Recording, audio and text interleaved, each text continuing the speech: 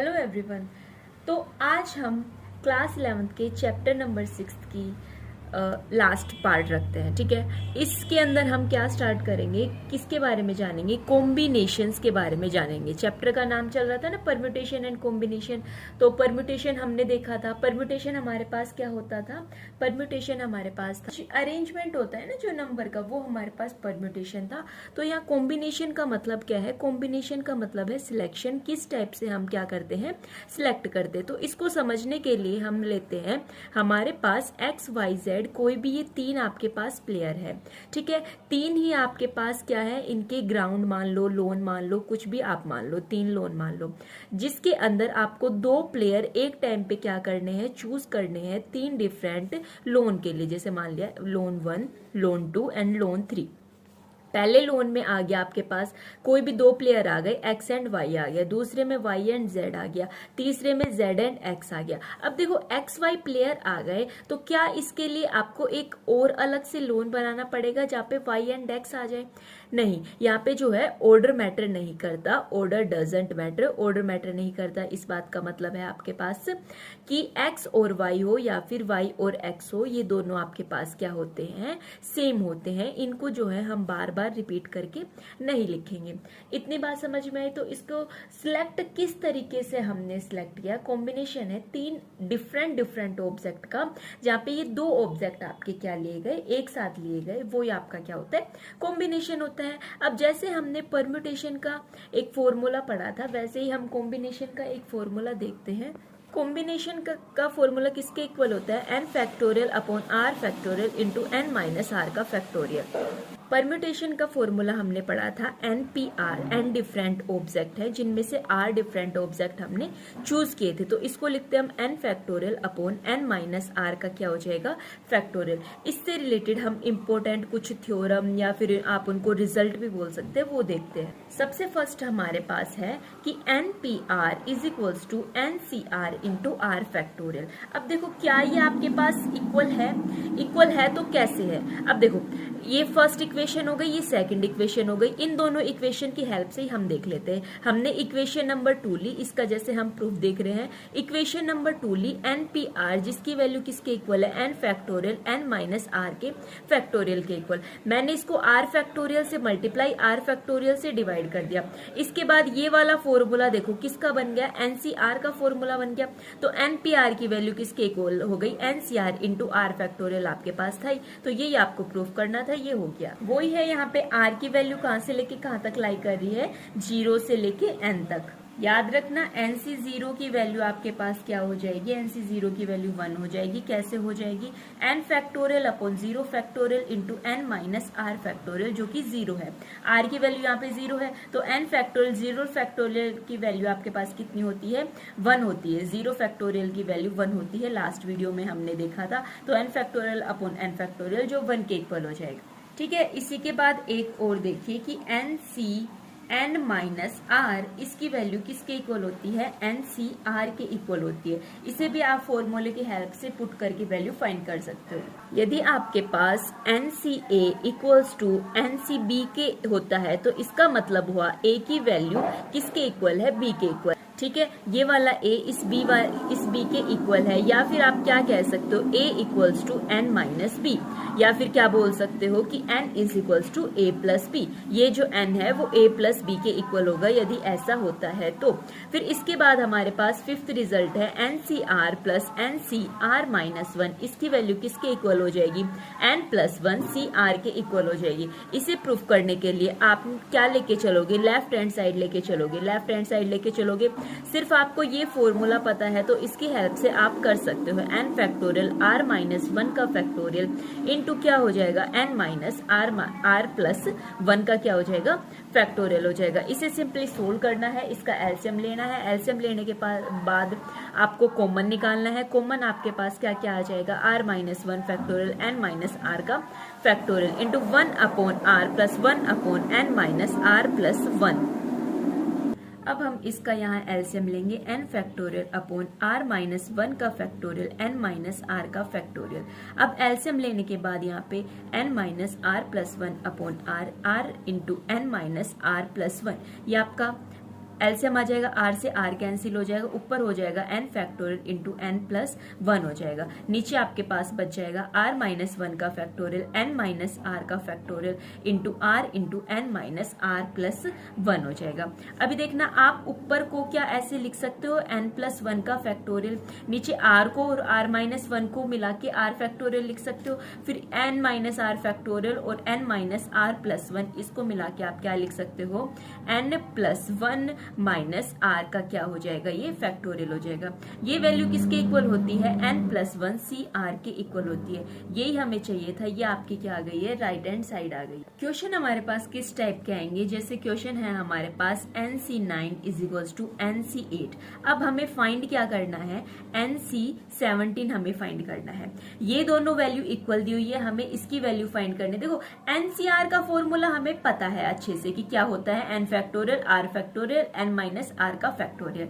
ठीक है, तो यहाँ से यदि मेरे को n की वैल्यू पता चल जाए तो मैं यहाँ से इसकी इजिली वैल्यू फाइंड कर सकती हूँ। तो n की वैल्यू फाइंड करने के लिए जो भी आपके पास गिवन है, n factorial r factorial n minus r का क्या हो जाएगा, फैक्टोरियल। सिर्फ दो फॉर्मूले इसके अंदर आपको पता होना चाहिए, NPR और NCR, उनकी हेल्प से आप बहुत सारे क्वेश्चन को जो है इजिली सोल्व कर सकते हो। अभी देखो इसके बाद क्या हो जाएगा, 1/9 इंटू क्या लिख सकती हूँ, 8 factorial, n minus 9 into 9 factorial is equals to 1/8 factorial. एक एक लेस होता है ना, तो n minus 8 into n minus 9 का फैक्टोरियल। 8 फैक्टोरियल से 8 factorial cancel, n minus 9 factorial से n माइनस 9 फैक्टोरियल।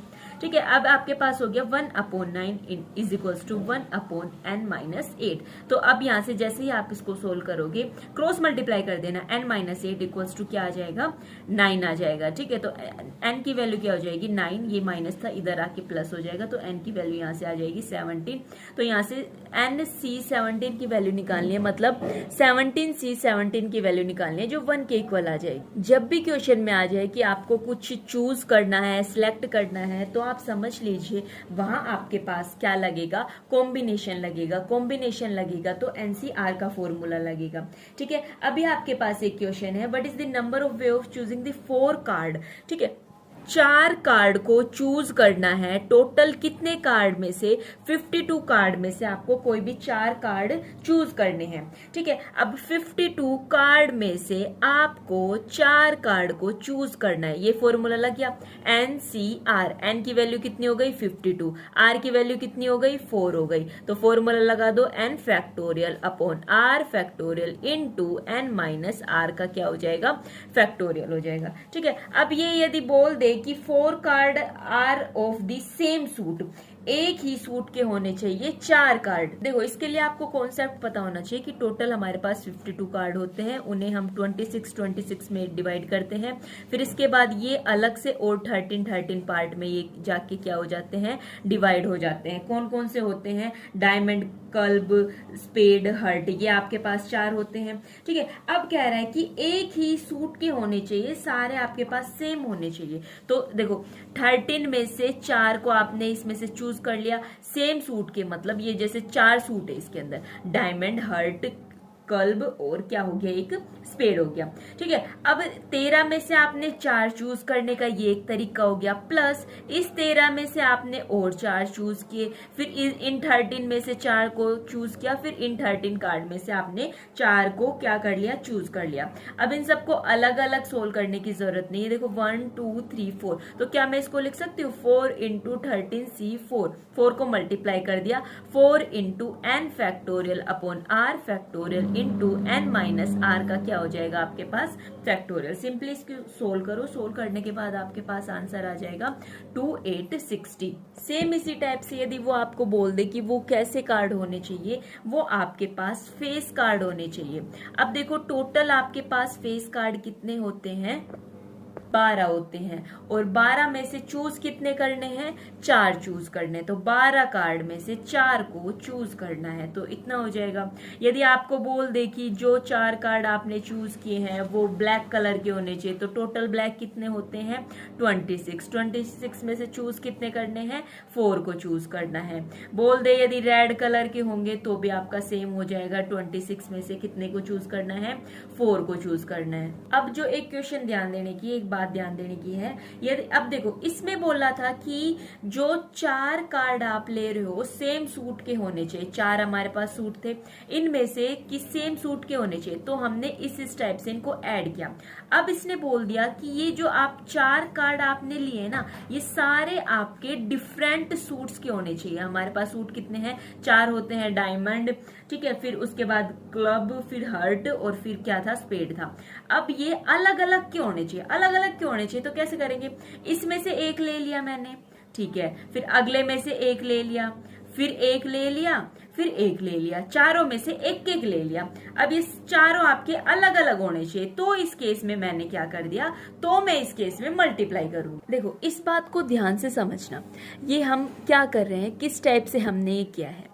इस क्वेश्चन में इसने कहा कि आपको जो 4 कार्ड लेने हैं ना, वो अलग अलग सूट से लेने हैं, ठीक है। अब मैंने इसमें से 4 कार्ड ले लिए, सब में से मैंने 4 कार्ड मैंने ले लिए, लेकिन चारों ये अलग अलग सूट के हमारे पास होने चाहिए, ठीक है। तो अब हमारे पास टोटल नंबर ऑफ वे कितने हैं, देखो पहले इसमें से 4 को चूज किया, इसके नंबर ऑफ वे आए, फिर इसको किया, फिर इसके नंबर ऑफ वे, इसको नंबर ऑफ वे, तो टोटल हमारे पास कितने तरीके हो गए, हमने उन सब को ऐड करके हमने टोटल इतने बता दिए कि भाई इतने तरीके से आप जो है एक सूट में से आपने 4 लिए, फिर इसमें से 4 लिए, सब में से अलग अलग आपने 4 लिए। अब इस क्वेश्चन में क्या कहता है, इसमें ये ऐसे कह रहा है कि आपको 4 कार्ड तो लेने हैं, लेकिन सब में से एक एक लेना है। अब एक मैंने इस डायमंड में से लिया, एक मैंने क्लब में से लिया, एक स्पेड में से लिया, एक हर्ट में से लिया, तो चारों मैंने अलग अलग से लिए। अब मल्टीप्लीकेशन प्रिंसिपल की हेल्प से मैंने इन चारों को मल्टीप्लाई कर दिया, या फिर एक और हमने परम्यूटेशन के टाइम पढ़ा था, n की पावर r करके पढ़ा था, ठीक है। तो सेम इसी टाइप से मैं इसको क्या लिख सकती हूँ, क्योंकि देखो ये भी क्या है कि इसकी वैल्यू 13, इसकी वैल्यू भी 13, ये भी 13, ये भी 13, तो इसका मतलब हो जाएगा 13 की पावर 4 मैं इसको लिख सकती हूँ। तो ये बात ध्यान देने की है। अब यदि आपको टोटल चारों ही एक जगह से लेने पड़ जाए और कहे कि अलग अलग बॉक्स में से लेने हैं, तो आप ऐड करोगे, लेकिन यदि आपको एक में से एक लेना पड़ गया, दूसरे में से 2, फिर अगले में से 3, और टोटल जैसे करके आपको 10 चूज करने हैं, तो उनको टोटल 10 बनाने के लिए आप क्या करोगे, मल्टीप्लाई करोगे। चलो थोड़ा और ट्राई करते हैं और अच्छे से समझने की कोशिश करते हैं। मान लिया हमारे पास क्या है, 4 ये बॉक्स है, 1 2 3 4, ये छोड़ो, ये डायमंड, स्पेड, हर्ट, इन सब का चक्कर छोड़ो, एक बार ये मान लो कि हमारे पास 4 बॉक्स है, 4 बॉक्स है। तो ये कह रहा है कि आपको 4 बॉक्स में से 4 बॉल जो है निकालनी है, 4 बॉक्स में से 4 बॉल निकालनी है। नंबर 1 कंडीशन ये है, एक बॉक्स में से आप कितनी बॉल निकाल लो, 4 निकाल लो, फिर अगले में से भी 4 निकाल लो, इसमें से भी 4 निकाल लो, इसमें से भी 4 निकाल लो, तो टोटल आपके पास कितने तरीके हो जाएंगे। देखो 4 बॉल मैंने इसमें से सिलेक्ट कर ली, 13 में से 4 मैंने सिलेक्ट कर ली, फिर इसमें से भी 13 में से 4 सिलेक्ट कर ली, 13 में से 4, 13 में से 4, ऐसे मैंने कर करके ये सारी सिलेक्ट कर ली। अब इसमें से कुछ मैंने, जैसे 13 में से 4 मैंने सिलेक्ट की, जब मान लिया मेरे पास कुछ एक्स नंबर आ गया, सेम इसी टाइप से वही, क्योंकि 13 में से ही 4 सिलेक्ट करनी है, तो वही एक्स यहाँ आएगा, वही एक्स यहाँ आएगा, वही एक्स यहाँ आएगा। अब मैं इन सब को ऐड करूंगी तो ये 4 इंटू एक्स हो जाएगा। अब सेम इसी टाइप से मैंने कहा कि भाई बॉक्स तो आपके पास 4 है, एक बॉक्स में से आप एक ही बॉल लोगे। अब एक बॉक्स में से एक बॉल ली, दूसरे में से भी एक ली, फिर आपने चारों बॉक्स में से सिर्फ एक एक बॉल ली है, ठीक है।